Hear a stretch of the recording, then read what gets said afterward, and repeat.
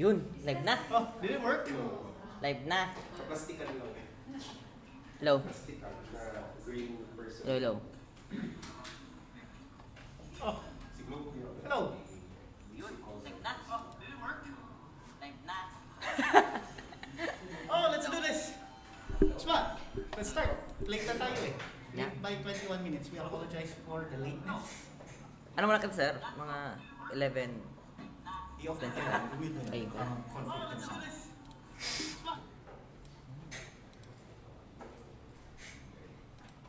I'll introduce you to the other people in the office. There's Mary, Hello. Hi, Jomay, and Ray. Hi everyone, good morning. And in front of me, there's Eli. Hi, good morning. And Medard setting up his workstation. Sige na siya. Come on, let's go. Let's do this. Oh, ikaw ang host. Ah, Oh, I'm the guest. game na ba? May tao na ba, sir? May nagpiling na. Wala ba? Ano ba wala tayo? As usual. May 5. Lima? May 5. Uy, ayos. Wait lang, maghanap pa tayo ng ibang fans. Wait, anong susunod pa edit ko itong only I own logo. Delete ko lang ano sa Baka nag-commute na. sa background. Wait lang, sir. Maghanap pa tayo mga fans. Sige, sige. Let's wait for a few minutes. Ayan.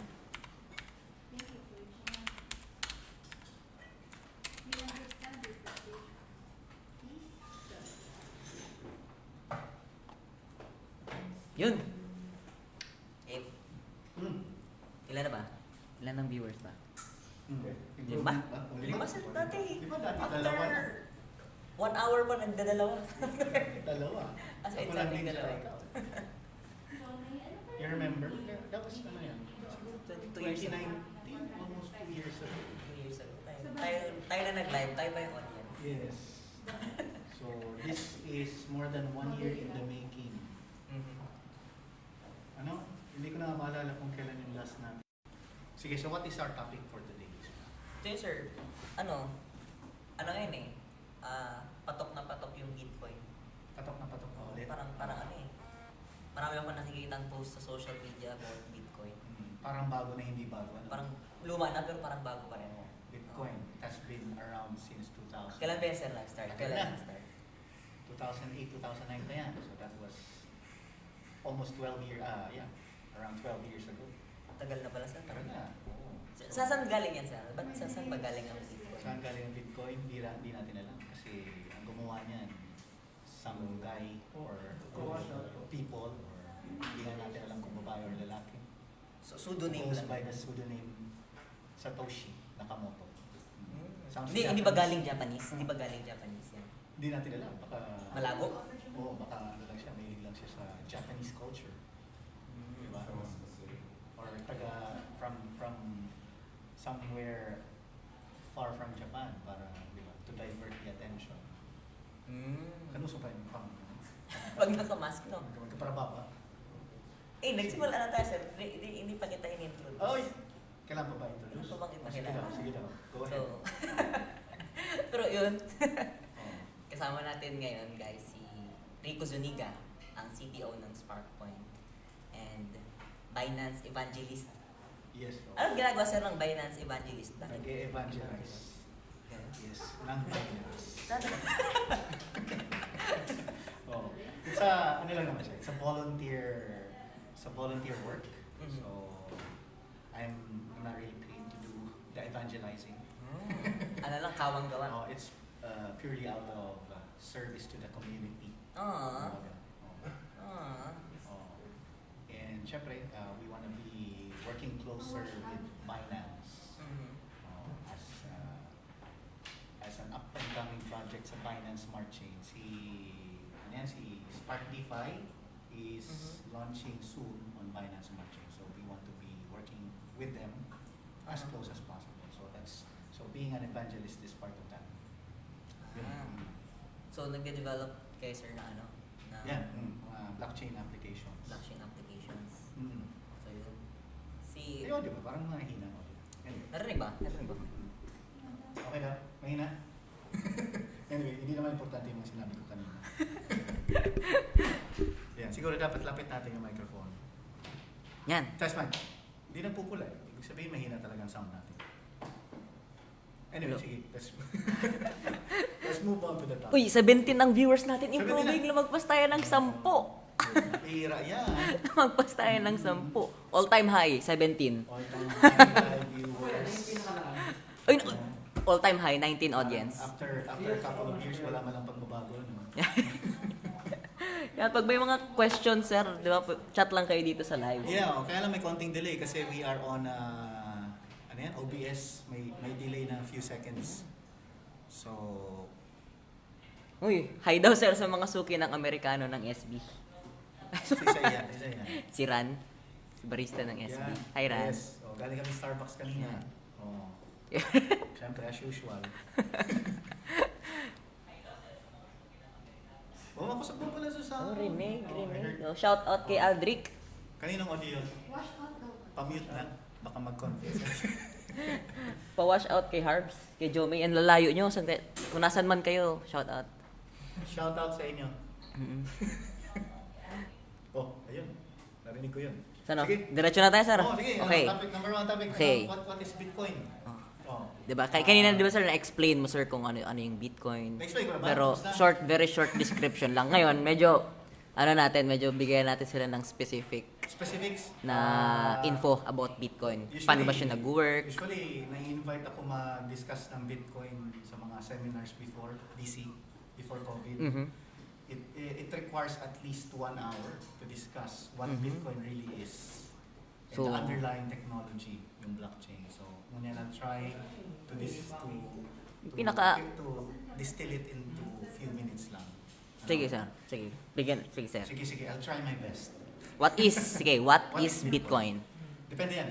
Bitcoin can be defined Mhm. depende sa what I call persona.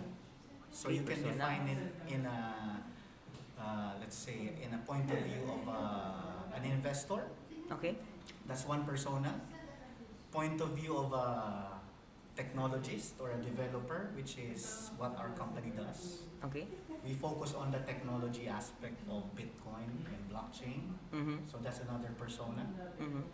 You can also view or define Bitcoin in the point of view of,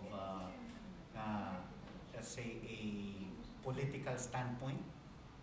Pwede din Yeah, pala. pwede yan. Kasi Mhm. Bitcoin was originally created as a parang something that will free you from the clutches of the government. Medyo political. Mm. You can view Bitcoin in that point of view as well. Mhm. Meron pang isa, you can also view it sa point of view na anarchist. What do you mean by anarchist na ano? Yung mas malala pa sa sa political sa political point of view. So pag Mm. medyo mas radical thinking, Mhm. you can also define Bitcoin in that point of view. Oh, marami pala, sir, na Marami, perspective, marami. no? Kung how Kaya will you lang, define that napapansin ko Bitcoin? now is because of the increase in price ni Bitcoin, Mhm. halos lahat is looking at Bitcoin in the point of view of an investor. Mhm. Oo. Which is if you just focus on that aspect, masyadong limiting yan and masyadong risky. It's too risky. Oo nga eh. If you just think of Bitcoin as an investment without considering the other aspects, yung technology, yung political aspect, and others. Yun nga, sir, tignan mo yung background natin, di ba? Yung Bitcoin kanina 1.7 million yan eh. Oo. Ngayon 1.6 na lang. Diba? On paper, ano na, Mhm. nabawasan na yung pera namin. Mhm. So, doon na muna tayo tuloy mag-focus.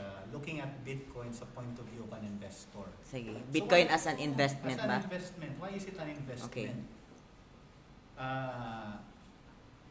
Depende kasi ang investment kasi is defined din by the market itself, Mhm. by the investor, by the group of people, by the community surrounding it. Uh-huh. As long as there is a market for something, it can be an investment. Oo. Mhm. And Bitcoin has a very large market. Parang volume ni Global Bitcoin, market yan eh. market cap is around 32 trillion. Trillion yan, parang ano yan, parang kamas. Millions of million. That's 32 trillion pesos. Yan ang Laki market. na. Yan ang market surrounding Bitcoin. So if there's such a big market, then it could be an investment. Mhm. Diba? Pwede mo siyang, you can purchase it now and then wait for the price to increase and then sell it again Mhm. for a profit. So yan lang naman ang point of view ng ano. Kaya, sir, Point as, ng, as an investment. investor, kunyari nag-invest ako, when will I know that it is the right time to pull out my investment? For example, nag-invest ako. Depende sa target Ngayon, for profit example, mo. ngayon.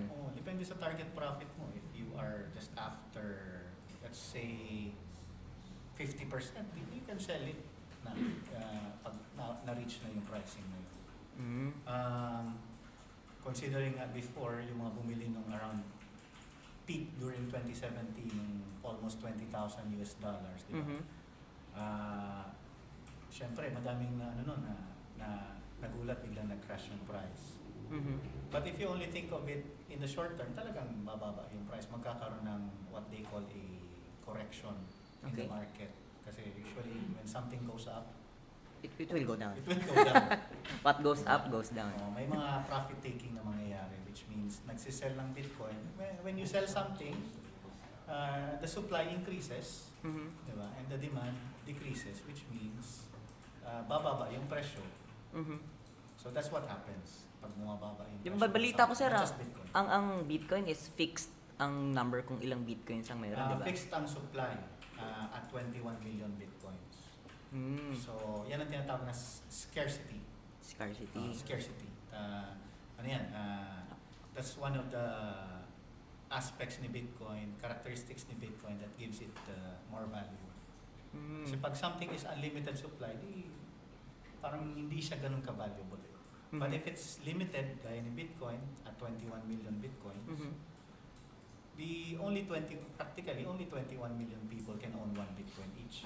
Mhm. Diba? Ilan ang tao sa mundo? We are Billions of people. 8 billion. Mhm. Almost, or 8 billion na ba? Basta around that number. So, if you own one Bitcoin, you are already part of an exclusive club. Mhm. Kaya pala mataas yung Kaya value mataas niya, yung no? value. Kahit 1 Bitcoin lang, di ba? Oo. Kaya one Bitcoin ilan eh? 1.6 million pesos. Mhm. Kakabili ka na ng bahay niyan. Diba? Mga small So, house. nung nag-start ba, sir, si Bitcoin, ilan ba yung value niya nung nag-start siya? Initially? Practically, it's negative value. Negative value? Oo, kasi you have to set up the equipment, you have to buy the equipment, you have yung tinatawag nilang miners. Okay. Hindi ko na i-discuss yung medyo Medyo, technical. oo. Malalim Pero ba yun it's eh? something that, ang mining is what secures the Bitcoin network. Hindi ba siya katulad ng mga nag-FB live na minamine lang? Parehas lang din yun. Parehas lang. rin. Pwede din. Pamine na lang. Yan. Okay. Medyo similar. Iba pala yun. Sige. Sabi ko siya kanina yung kwento ko sa Starbucks. Yung alin doon, sir? Yung ano nila. Yung, ano yan? Organizer. Uh-huh. Pag-giveaway mo na lang. Ipamine na lang. Yung unang mag-mine sa kanya na. Parang ganun yung ano. Same concept ni Bitcoin. Yung Mhm. unang maka-solve nung, may ano kasi yan eh, in order to validate a transaction, there is a mathematical problem that the miners need to solve. So yung Mhm. maunang mag-mine, Sa kanya talaga yun. Bitcoin. Mhm. Oo, diba? Na-relate ko pa. Mhm. Pasok, sir. Pasok. Pasok na pasok. Ganun ka-link. Pasok doon. Oh. So, Concept. may question ako, sir, about ano. Ayun nga, balik tayo doon sa value ni Bitcoin. Oh, dun sa value. It started with negative value. Mm. Siyempre, mag-i-invest ka sa equipment, sa mining equipment, sa Mhm. network itself. So, it started with nothing. In fact, Mm. negative. Since 2008, 2009 yan. Oo. On that. And then, it gradually grew in value. Walang pumapasin kasi it's new technology. Nobody Mhm. understands it. Wala pang market surrounding it. Mhm. And then, siyempre, lumaki yung market until it reached trillions of pesos. Mhm. And then that's the time na kahit yung mga regular people Uh-huh. na hindi naman talaga into technology, Mhm. napapansin na si Bitcoin. Kasi malaki na yung halaga niya, di ba? Because of the value, the increase in price. Mhm. Usually, yun yung nakaka-attract talaga. Mhm. ng attention. So, kung kunyari sir, di ba, nag-start si Bitcoin ng almost negative value, tapos ngayon malaki na yung value niya. Is it too late for people to invest in Bitcoin or to buy their own Bitcoins? Hindi natin masasabi, yan mahirap eh. Mhm. Pero personally, hindi pa naman. Siguro. Hindi pa. Pero mataas na siya ngayon at Mhm. 1.6 million pesos. Mhm. Ilan yan yung USD? Bumaba siya eh. Nasa 40 siya yesterday. Tapos ngayon Uh-huh. siguro mga 38 na lang. Mhm. 1.6 Nagkakaroon na. ng correction sa market. Pero ang difference kasi, let's compare it with dun sa 2017 na Na value niya. bubble, Aha. increase niya. That was more of impulse ng mga retail investors, ng mga yung mga regular folks Mhm. putting their money into Bitcoin. Mm. Yung difference ngayon is institutional investors, yung mga sina MicroStrategy, Mhm. si Square, and other institutional investors are putting in their money into Bitcoin. So that's the big difference. Di malakihan yung mga pinapurchase nilang Bitcoin. Malakihan in the billions of dollars. Mhm. And syempre, there's a reputation backing it. Mhm. Di ba? They probably did their own studies, Mhm. due diligence, Mhm. bago sila magtaya sa Bitcoin. So, probably it's not too late pa rin. Mhm. Pero I'm not a financial advisor. Don't take any of my... Oo. Disclaimer lang. We're just discussing the technicalities of Bitcoin here. Mhm. This is not investment advice. This Actually, is ano not natin, financial advice. brief discussion Oo. about technical technicalities Always about do your Bitcoin own eh. research. Ang price kasi ng Bitcoin is also part of the technical aspect ng Bitcoin. Mhm. Kasi if you understand the technology behind Bitcoin, you will know na ang Bitcoin is gives you full ownership. Mhm. If you have full ownership over something, then diba, you have full control. Nobody can take it away from you. Mhm. And yun, that's what gives it value. Mhm. Nobody controls it, not even the government, not even the central bank. Comparing it to fiat money, Mhm. yung regular money natin, peso, dollar, Mhm. that's controlled by the central bank. Mhm. So they can print. So technically decentralized si Bitcoin, di ba? Yes, yan din. That's one of the aspects in Bitcoin that gives it value. It's decentralized and walang authority that controls it. So may question ako, sir. Distributed and decentralized. Di ba sabi mo since Bitcoin is valuable, it's virtual currency, di ba? So, what's the technology behind Bitcoin? Paano siya magkaroon ng value? How can people trust Bitcoin? Yun nga, the technology underlying Bitcoin is called yung blockchain. Yun na yung blockchain. It's a distributed ledger technology, meaning yung record keeping is distributed and decentralized. Hindi lang isa ang nagkikip ng record. Mhm. Everyone involved in the Bitcoin network keeps their own record, which makes it tolerant or able to handle mga bad actors. Mhm. Pag lahat ng involved sa Bitcoin network has their own record confirming na this is the correct amount of Bitcoins distributed in the network, then if everybody agrees, then that is the correct record. So it means na since public ledger siya, everyone may Everyone can access confirm, doon, oo. di ba? They can see yung distribution ng Bitcoins per address. Mm. Although they cannot see syempre kung sino yung may-ari mo.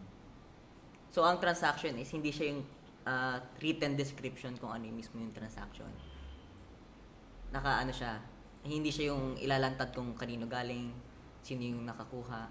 Ano lang, sa address. By address Oo, lang. By address lang. Which you can also pinpoint kung sino may-ari no? Using some social engineering techniques. Pero practically it's hindi naman anonymous, fully anonymous. It is at least private pa rin. Yun nga lang, yun syempre, yung amount of Bitcoins being transferred, yun yung nasa ledger. So, Yun. based sa pagkakaintindi ko, sir, sa short description mo about Bitcoin and the technology behind Bitcoin. So, Bitcoin is is working, and the technology behind Bitcoin is blockchain. So is it only limited sa Bitcoin? Good question. Papuntahin dun, sir, eh. Napansin ko. Nag-altab na ako. Oo. Bitcoin kasi is open source technology. Bitcoin was the first successful cryptocurrency ever released. So, pero maraming sumunod. Nandyan si Ethereum, number 2. Okay. And nandyan din si SparkPoint. Yan, si SparkPoint. Yan. Yan, nababasa ko yan, sir, sa social media, eh. Diba? Oo. Ang daming kulay green na araw na pataas, eh. Oo. Asan na? Ay, ayan ba yan? Ay, pula. Huwag na yan, pula.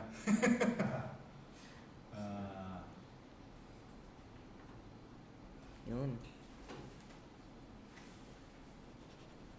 Yan. Uy, Carl. Shout out, Carl, from LA. Maligo ka na.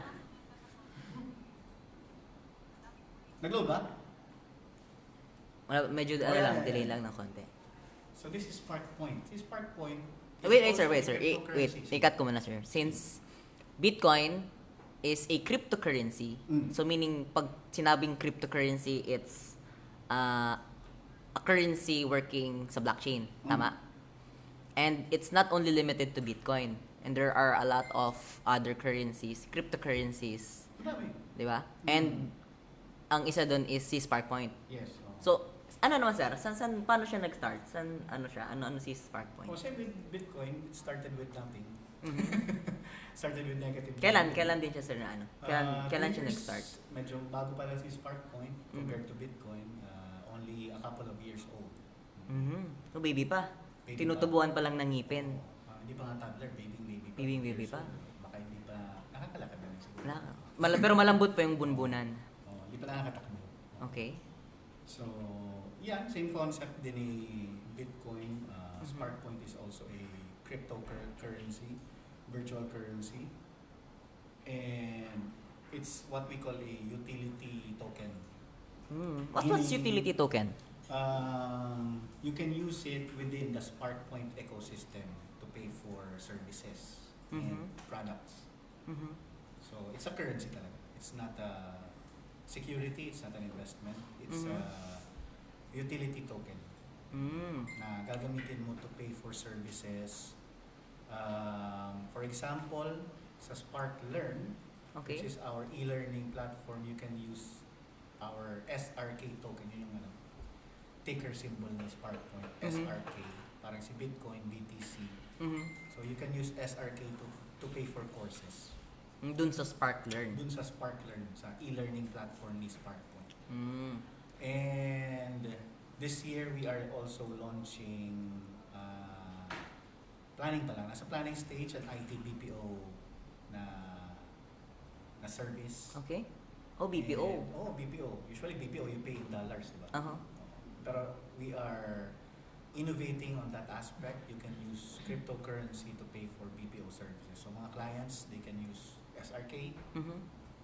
When they use SRK at a discount, they can use Bitcoin, ETH, BNB, and other cryptocurrencies. So, yun. How can people purchase their own SRK? May mga exchanges na pwede mo i-trade yung BTC mo and your ETH. You can trade it to SRK. Nandyan si Bitmart, nandyan si Uniswap. Okay. So, yun. Yun yung websites that you can trade or So, swap. kunyari ako, as an individual, I want to purchase my own SRK. So, can I purchase it directly na SRK using my own money? Hindi pwedeng fiat or peso dollar to SRK. So paano siya? Dapat cryptocurrency pa rin ang hawak mo. Either Bitcoin or Ether or USDT. Yun na yung pinakamalapit sa fiat, USDT, which is a stable coin pegged to the dollar. Stable coin is a type of cryptocurrency na may fiat backing. So USDT is a US dollar pegged stable coin. So you can use USDT. Yun na yung pinakamalapit sa fiat. So parang kaya may pera ako ngayon, bibili mo na ako, it's either Bitcoin, Ethereum, or USDT. Then, from there you can convert it to SparkPoint. Then I can utilize SRK para dun sa mga products sa ecosystem ni SparkPoint. Yes, oo. Nakita ko sir may games din kayo nilaunch ng mga nakaraan eh. Meron, oo. Diba? Nakaka 3 games na kami. 3 games. Last year, 2020, 3 games. We launched 3 games last year. Anong mga games yun sir? Mga cryptocurrency-inspired games, ang mga pangalan nila is Crypto Slicer, Crypto Slicer. Shooter, and Crypto Burst. So mga casual games lang sa Android. Yung Crypto Slicer sir, nakita ko nagpa-tournament kayo, di ba? Yes, oo. Pang-apat na yun. Kakatapos lang. And na-distribute na namin yung prizes just last week. Worth 1 million SRK. So that's, ilan yun? Siguro mga 100,000 pesos worth of prizes. So, di ba sir, may games kayo na nirelease sa SparkPoint? Since, di ba mga swords yun? Mga swords, mga knife. Yung mga items ba dun sa games? Yan. Working din sa blockchain? Maganda to. Nag-improve tayo sir, Yes, syempre. oo. Yun din. Sa case ni Crypto Slicer, kasi yung game na yun ay, it's about, if you're familiar with knife hit game, similar to that. Okay. Similar and the same are different Oo, naman. Similar. And may option doon to buy, may option doon to buy game items. And yung game items na yon are also residing on the blockchain. Yung mga items dun sa game. Oo. So aside dun sa mga, di ba may mga na-earn na coins Oo. dun sa game, tapos may mga items din. Mm. So paano yung nag-work sir sa blockchain? Yes, kasi ang blockchain is just a database lang. It's just a record of something. So, a Record record of transactions. na accessible sa public. So, pwede kang maglagay dyan ng, yun nga, cryptocurrency, gaya ng Bitcoin. Or, you can store items. Items? Doesn't have to be currency, doesn't have to be money. It can be game items. It can be documents. Okay. Documents proving something. Pwede yan sa blockchain. In the case of Crypto Slicer, we launched yung mga knives, yung mga Okay. swords on the blockchain as non-fungible tokens. Yun. So may mga cryptocurrency tokens, pero din na non-fungible tokens, NFTs. Yun yung mga game items, works of art, even mga tokenized na physical assets. Na-curious ako sir eh. Medyo na-curious ako. Since, di ba si Bitcoin working on the blockchain and it's a virtual currency, and na-mention mo kanina yung mga items sa game, pwede din siya mag-work sa blockchain, which is NFTs, mga non-fungible tokens. Oo. Di ba kasi Kaya siya tinawag palang non-fungible as opposed to being fungible. Fungible kasi means can be not necessarily replaced but can be represented by the same item. Let's say 1 Bitcoin can be represented by another Bitcoin. It's just the same item. Then same value lang sila. Same value lang din. But yung non-fungible tokens, they're unique. Unique. What do you mean by unique na? Unique. Anong Ibig sabihin, yung NFTs? isang non-fungible token cannot be replaced by another non-fungible token because they are two separate items, two different items. So, may uniqueness sa kanila na described doon sa record nila sa blockchain. so technically, si Bitcoin and other cryptocurrencies are fungible tokens. Yun yung fungible. So, ang non-fungible tokens naman is such as yung mga items sa games, Mga game items. yung mga swords na ginamit nyo sa Crypto Slicer. Then, it's also recorded dun sa public ledger which is blockchain. Yes. Ma-alt-tab na ba ako? Yan. Yun. So, So, kung... ano meron dito, Isma? So, i-ano ko lang, konting Scroll recap. ba? Scroll ko. Konting recap sa ano. 'Di ba si Isang example ng non-fungible token is yung ni-launch natin before sa Oo nga eh. Crypto Solitaire. Crypto Solitaire? Naalala ko sir yung Crypto Solitaire, 'di ba? It's non-fungible tokens na set of playing deck cards. Yes.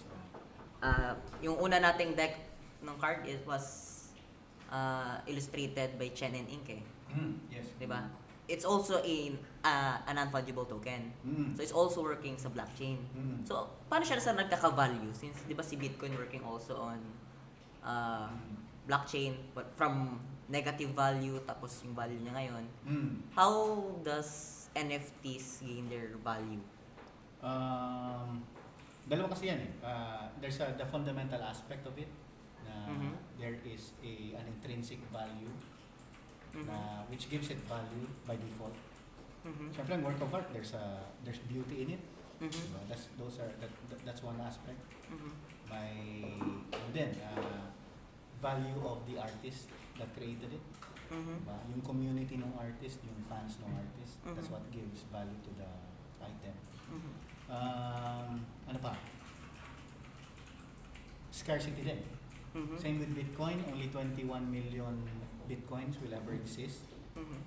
Ang mga non-fungible tokens, you can limit the supply. Sa case ni Only, it's just one of one. Diba? Kung si Bitcoin, 21 million, kay Only one.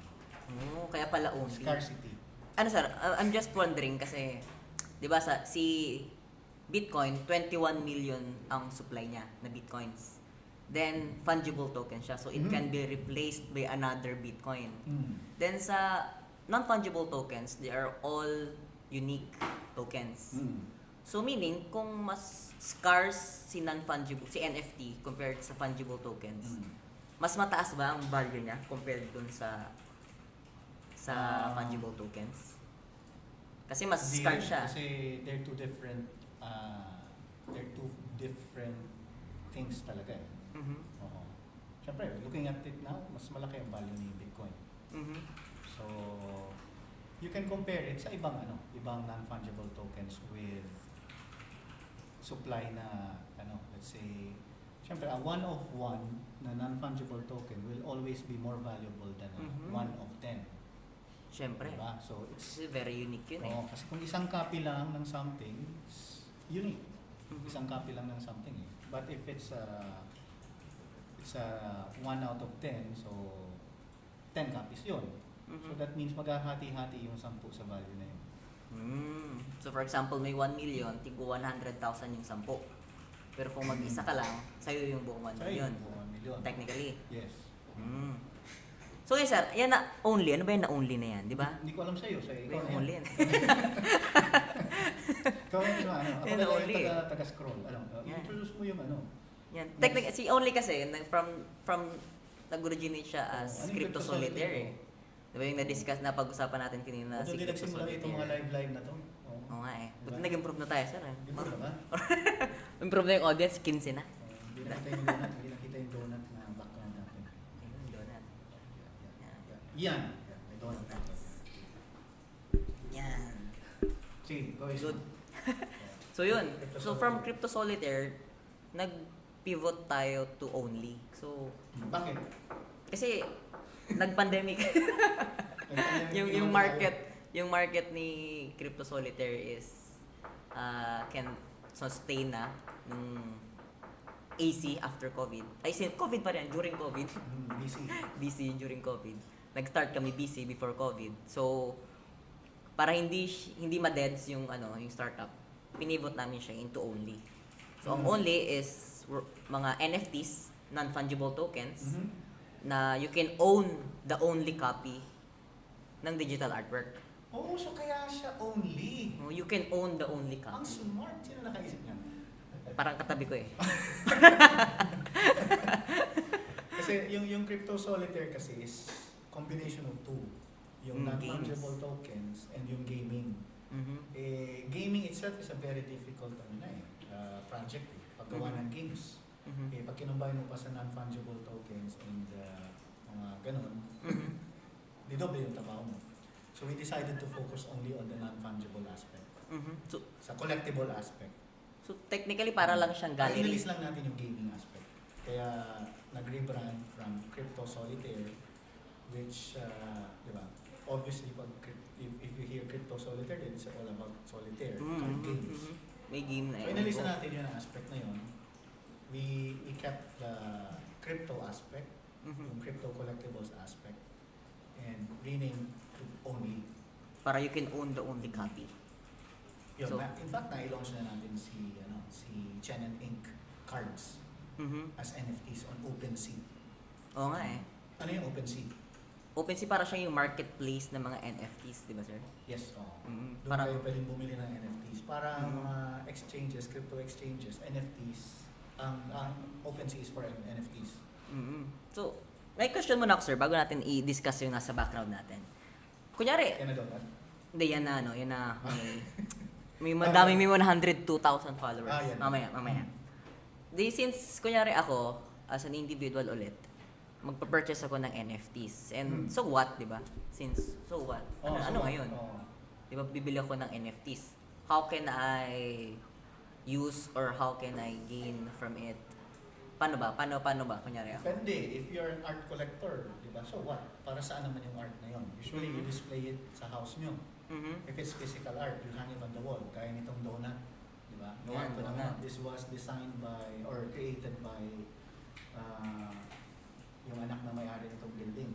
So he's also an artist. So, ang may gawa niyan, COO. Child of owner. Correct. Okay. Child of owner. So, yan. One aspect ng collecting art is to display it sa bahay niyo. Mhm. It exudes beauty. Yan, maganda siya na may mga donuts dyan sa likod natin. Mhm. Ano pa? If it's expensive art, then it's a matter of parang expressing your status Mhm. in society, tama ba? Oo. So ano nga eh, In other words, flexing. Use it to flex. ini-imagine ko siya as a gallery, as a museum na since NFT siya, 'di ba yung mga artworks na, or paintings sa museum, pag bumili ka ng isang artwork doon, which cost lot of money. Yung isang aspect is yun din, as support din dun sa artist. Mhm. Diba? Support local. Yan, support local. Support local but not local. Low quality. Gusto ko yun. We support Sabay local. na yun sa atheist. Pwede. Pero yun nga, di ba? If you really like the artist, Mhm. Mhm. you buy their artwork. Mhm. Parang mga actors and actresses, you like an actor or actress. Yung watch ka ng their movies. Or ganun. So, same concept sa art. Mm. So, kasi 'di ba magiging parang digital art siya. So, paano ko siya i-display? 'Di ba bumili ako ng NFT, bumili ako ng digital art. Paano ko siya i-display? Iyahang ko ba yung i-print ko, iyahang ko? Pwede mo i-print. Okay? Pwede mo i-hang sa wall. Parang Mhm. you have the right to do that kasi you have full ownership. Mhm. Pero depende rin sa NFT if they include a limitation na you can only use it sa digital platform. Mhm. Pero usually there's an inclusion na you can print one copy and then hang it on your wall. Maganda pala. Yun nga, hindi mo pwede benta yun. Mhm. Hindi so ano eh, na parang nakikita ko sir na yung NFTs, it solves the problem dun sa sa mga digital artworks na pinopost online. Tapos ang daming nag-grab ng photos, ang daming nag-grab ng artworks, di ba? Which is hindi naman makokontrol since nilagay mo siya sa internet. Then ang question dun is, sino ba talaga yung owner ng artwork Yes. na yun, di ba? Parang it solves that problem na Mm. kung sino yung may hawak ng token, kasi since tokenized na yung digital Yes. artwork, siya talaga yung Oo. may-ari. Going back dun sa Bitcoin ulit and blockchain, since nasa blockchain ang NFTs, Mhm. it's a record that everyone can check Mhm. and confirm and validate na this person right here who owns this NFT is the real owner. So ang Oh. pag-authenticate kung sino talaga yung owner, pwede natin siyang matrace dun sa blockchain. Yes. Oh. So yun yung Yun pala, no? yun yung game changer. So when it yung comes mga to digital artworks. yung mga nangungopia lang, yung mga nag-grab lang Oo. ng mga credits na Hmm. yun yung nasosolve na. Yes. Malaking problema yun Oo. sa sa creative industry eh. Hmm. So malaking solution pala to dun sa sa problem na yun. Ito na yung solution to verifying digital ownership. Okay, wala. Parang mahuhuli na si Luffy. Wala namang mimirata. Nahihirapan na yung mga pirata ngayon dahil dito sa blockchain. Pwede pa rin nila copyhin. Kaya lang, hanggang nun lang.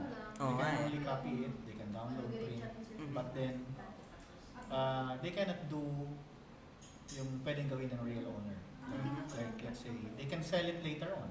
Mhm. They can sell the token. So the token represents the ownership of that particular artwork. They can sell it later on. Let's say, sumikat lalo yung artist, Mhm. nag-appreciate lalo yung artwork niya. Let's say, Mhm. nag-10x Philippines. Yan. 10 times. Diba? Shoutout kina Kat. Yan. Shout out. Homer, 10x Philippines. Nag-10x yung price, you can sell it. Times 10. Times 10 na profit. Mm.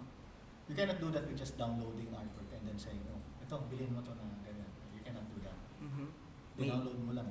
Pero if it's on the blockchain, there's proof of real ownership. True ownership. Yes. Yan. Inimagine ko na sir, nasusolve niyo din yung problem na for example, yung mga artworks na siniship, di ba? Yung logistic cost nun, di ba? Magandang solution yun eh. Sige, na-discuss ko na yun, so ikaw na. Magandang solution yun eh. Kasi Magandang for solution example, di ba yung mga physical artworks, tapos tinokenize natin siya, pinasok natin siya sa blockchain, naging NFTs. Instead of shipping yung mga physical artworks, Oo. which will cost every time you ship from Oh, from pwede one pang collector ma-damage to another. yung physical artwork. Di ba? Yung token na lang ang Oo. ipapaikot globally Medyo for abstract global lang. market. Siguro if you're just listening to us talking about it, medyo abstract, Mhm. medyo confusing. Ito yung tinatawag na you can tokenize physical assets on the blockchain. You can represent physical assets like physical artworks Mhm. as NFTs, as tokens on the blockchain. Mhm. And then instead of trading, instead of let's say, oh, gusto kong bilhin niya na artwork na yan, na physical artwork, and then you ship that artwork doon sa buyer, Mhm. instead of doing that, yung buyer can just purchase the token. Mhm. And then if the buyer is just another seller, Mhm. may mga ganyan yung parang reseller lang, middleman, Mhm. they don't have to ship the artwork, the physical artwork. They can just Mhm. sell the token. Mhm. And then if it ends up with a collector na gusto talagang i-redeem yung physical artwork, Mhm. they can redeem that via that particular NFT token. Mhm. So one way na lang. So gusto ko nang kunin yung physical artwork. Then you send that NFT doon sa custodian, which is ikaw kunwari, yung the source of that artwork. Ayun, pwede mo nang isend yung physical artwork sa kanya. Mm. More efficient, diba? Mhm. Instead of the artwork, the physical artwork, You need to transfer from one place to another. moving from one place to another and ending up doon sa collector, you just do it once. Mhm. Is one way na lang. Oo, Punta na lang. kunwari, Direkta. 5 middleman yung dadaanan ng artwork, edi paano yun? Laprog na sa ano? Damage na sa artwork. Mhm. But if you just send it doon sa sa talagang collector who wants to actually hang it on their walls, Aha. you do it once. You ship it once. Ganda pala no sa Diba? Game changer. Another game changing grabing disruption yan sa industry. yes. And pwede natin gawin yan sa Only. Mhm. So only. Eh nga sir since nakikita ko yung background natin ngayon, si Lay Melendres. Baka may mga questions. May question ba tayo dyan? Wala. Puro Wala. puro tag. Puro bash. Pero hi sa mga Puro bash. nakatag. Yun. Kaya yung mga nanonood, siguro curious kayo bakit si Lay Melendres yung background ng live na to as of this moment. Kasi we will be collaborating with Lay Melendres as our crypto artist. So we will... Next crypto artist. Our next crypto Kasi artist. ang first natin na nakaka-collaborate is si Chen Chen and Ink. Chen and Ink on Instagram. You can check Chen and Ink on Instagram. Pioneer yan si Chen kasi 2019. 2019 eh. One of the first NFTs Mhm. na launch. Parang dito sa Philippines, wala ibang gumagawa. Parang Wala. tayo lang Si eh. Chen pa. Si Chen ang first crypto artist. Hindi natin alam, baka meron pang iba. Pero mahilig tayo mag-claim na first time. May nag-claim, sige. Oo. Tapos yun, so, Scroll ko ba? sige. Sige. Pero sa baba ng konti. Introduce mo muna ito sa 100,000 followers. Yan, may 100. Si Lay Melendres, we will be collaborating with Lay Melendres this year. Para ba specific date. Pero ang next NFTs na ilo-launch namin sa Only will be his artworks. So, Ganda. ngayon pa lang, binibigyan ka ng heads up and opportunity Diba? Na- Para ma-anticipate nila. mag-purchase or Where? own their own NFTs. Mag-prepare na sila. Mhm. So, yun. Ganda sir. Then next na mga next na videos na sir, invite din natin sila for this, Yes. sa live. Oo. Pwede ba yun? Naka-webcam din siya. Oo, pwede sir. I-ano lang natin. Oo. Malilito ulit tayo Yeah. na kaka-set up. Oo, pwede. Ganda. Uy, excited. Excited na ako. Ako rin, na-excite na ako sir. Oo, nagano na ako na sabi ko kanina, bibili ako ng isa. Yun. Oo. Nag-ano na, tawag yun? Pledge. Nag-pledge ako ng isa. Oo. Nag-pledge. Oo. So, yun nga, balik tayo dito sa question mo kanina, Isma. Para saan naman? For what? Oh, It's so just what? digital. Diba? NFT, so what? Diba? If you own something, diba, pwede mong i-share yung idea na yun na you're the owner of this artwork. Mhm. And if you're really a fan of the artist, then it's a matter of pride na you're showing off his artwork. Mhm. Diba? Sharing it to the world. Mhm. Pinahaba ko lang pero flexing lang yun talaga gusto ko sabihin. Flexing. So you can flex the artwork itself. You can, anong magandang term? You Ano ba? can show your support Yan. for the artist. Ano ba? Appreciation. Appreciation. Pride. Mas maganda. Yun yung mga magagandang terms dyan. So, Yung flex, one word eh. oh, 4 letters, one word, flex. diba? Usually yun na talaga. Pwede mo i-flex yung artwork.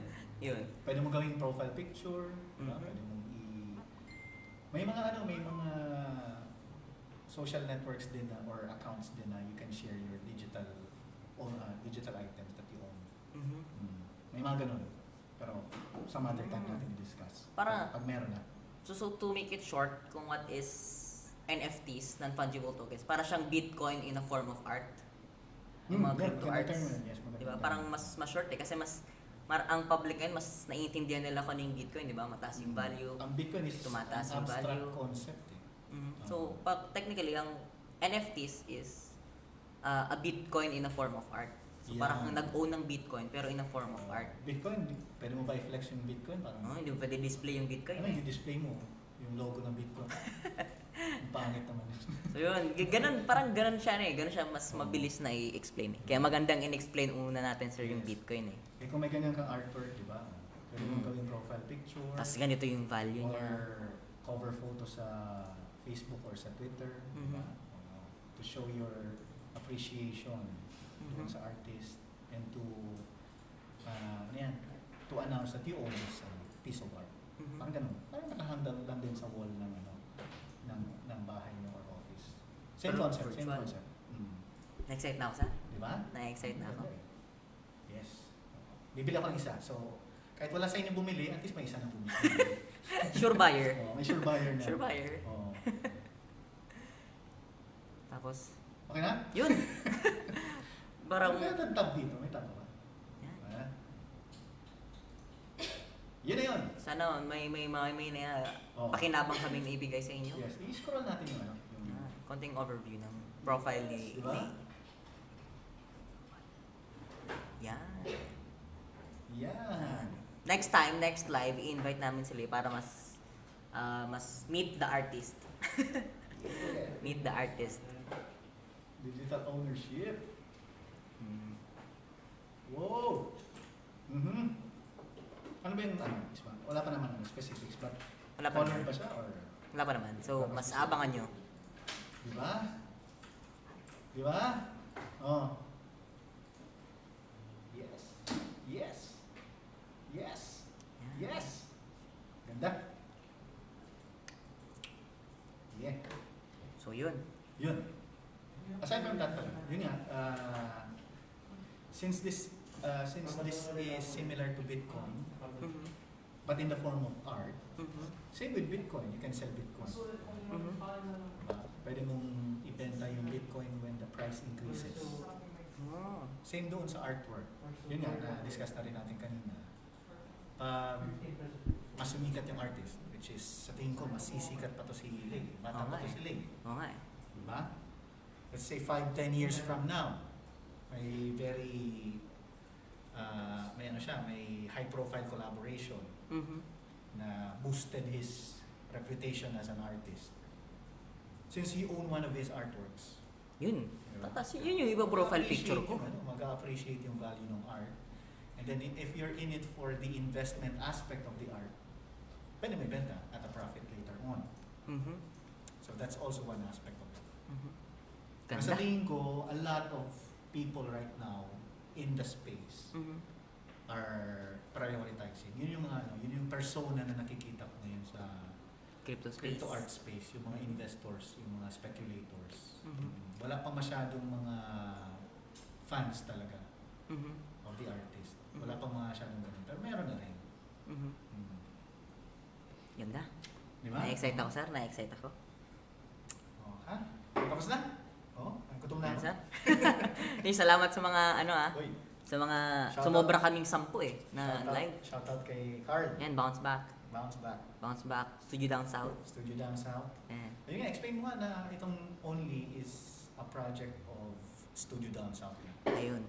So since nag-pivot kami from Crypto Solitaire to Only, we decided na maging project ni Studio Down South si Only. So, tabang term na product or project ni Studio Down South si Only. So, mga following days makikita nyo may mga posting with Studio Down South and Only. So, yun. May meet and greet din kita behind the team sa mga next live. Yan. Abangan nila yan. Makilala nyo. Oo. Siguro next month na ulit. Oo. Ano? Mga susunod. Sige. Yun. Wala mga questions or ano? May questions ba tayo? Wala eh, puro tag, puro shoutout, puro tag. Sige. Okay. Yan. Thank you everyone. Thank you. For your time. Bye-bye. Bye-bye. Happy lunchtime.